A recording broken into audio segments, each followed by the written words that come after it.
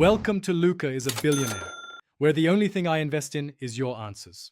You start by opening My Mover on the new phone and selecting Receiver so it waits for a connection.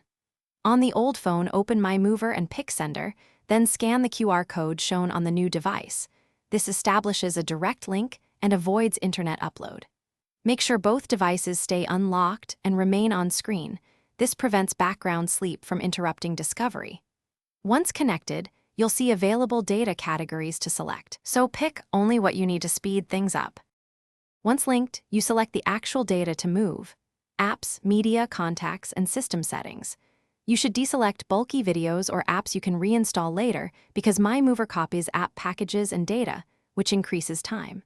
Tap Start on the sending phone and watch the progress bars on both devices. They show files transferred and remaining. Make sure notifications won't lock screens and avoid switching Wi-Fi networks.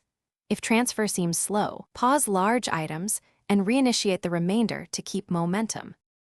When My Mover reports completion, you still need to verify.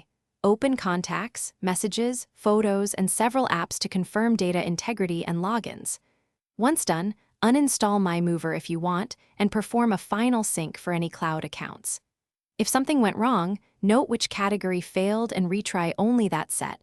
Often rerunning the transfer resolves missed items.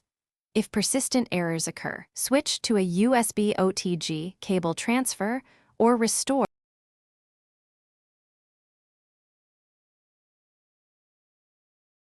Thanks for watching and please subscribe. It's the best investment you'll ever make.